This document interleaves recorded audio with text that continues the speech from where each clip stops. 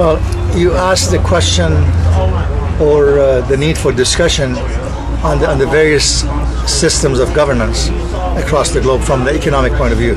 That is capitalism, communism, and socialism. Well, we all know that communism in general has failed. You know, they forced communism on humanity early in the 20th century in Russia, and then the whole Soviet Union and China and some other parts of the globe. And in many ways they have failed. It seems to me that in all respects they have failed. What did they want to do? They wanted to force people to become equal economically. Well, we all have different talents. Not everybody is equal in terms of their economic aspirations and way of thinking. So therefore the system collapsed. You know, I've been to Russia, I went to Moscow and saw this drab, ugly buildings. I mean, I'm talking about 50 years ago. All looking the same, people unhappy. You could see it in people. And just an artificial system of equality, which of course did not work at all. It's impossible.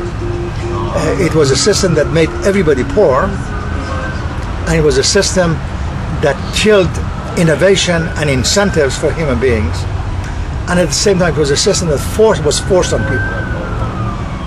Awful. That's all I can say about communism. Something that did not work, and any sane human being would know that it would never work. Capitalism.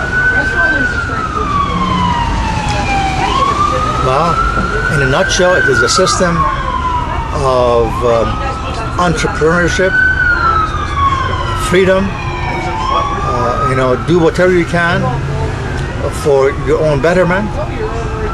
The question of what we call selfish interest,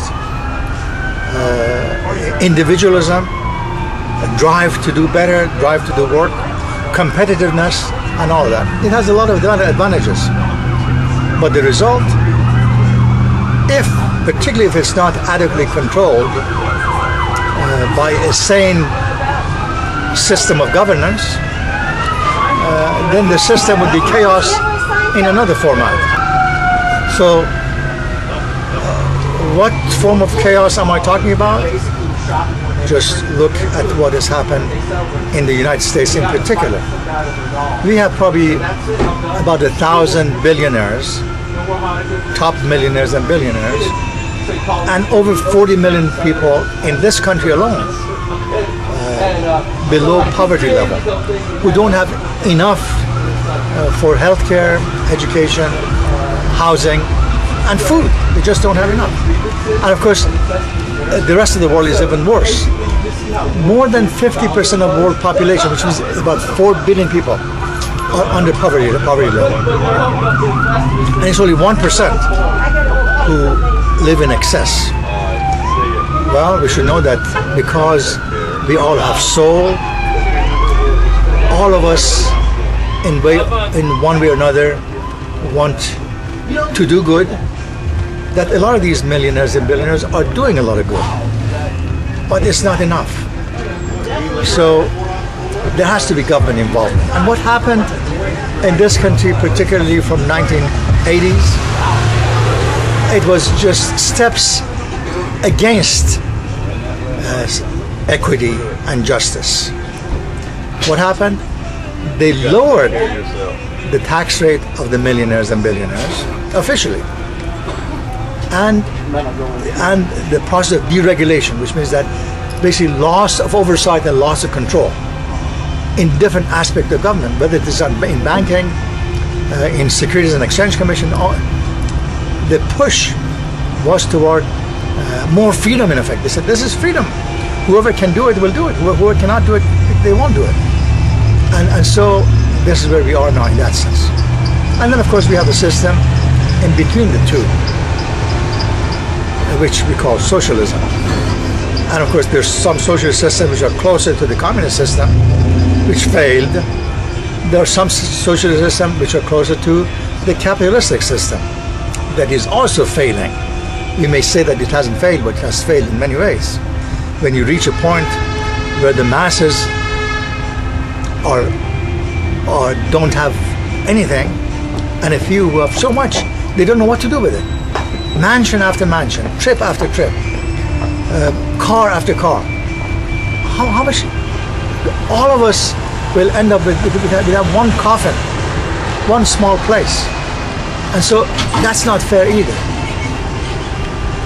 So then, at this stage of human progress, when you look at the statistics of the most successful countries in the world, in all aspects, and the question of education, healthcare, and social welfare, and equity, and justice. I was saying that there are some countries that we see that they are more successful in terms of on an overall basis with regard to what they've achieved in terms of education and healthcare and social services and the basic needs of the society, and nobody dying of hunger or lack of shelter. All of these things are really the human aspects of a civilization. That when we look at the statistics, countries such as Denmark and Holland and Sweden and Norway and Finland in particular, these 5 countries are ranked the top, which is more than 90%. Which means more than 90% of their population are happy and content with the way their system is working. And when we look at it, we see that it is these are the systems which are very equitable, which have considered social justice. And ultimately, then it seems to me that countries that lead towards social justice, that try to do away with extremes of wealth and poverty, that create a system of governance which is just, that would be better for society as a whole. And of course, they do promote the system of progressive taxation. If you have more, you have to pay more. If you have more, you have to work on the path to social justice. There is no reason for government to help some people become billionaires when other people are deprived of everything in life. So, and it seems that eventually humanity will see the light. Communism doesn't work. Extreme of capitalism doesn't work. Socialistic systems which provide a lot of services without people working for it is not good. And there has to be some system of balance, and that is those few countries that I mentioned. And you asked what is my background. Basically, my background, I had my undergraduate degree in accounting, my master's degree in accounting, then another master's degree in industrial management, and my doctorate in public administration. And I taught in accounting and business administration about 35 years. But then what is important to me is really beyond that period of what I call the period of my adolescence. This was all the period that I was reading and writing and reflecting and trying to learn things. But this, in the past few years that I've retired, I have thought more deeply about these questions. So this is where I am in that respect.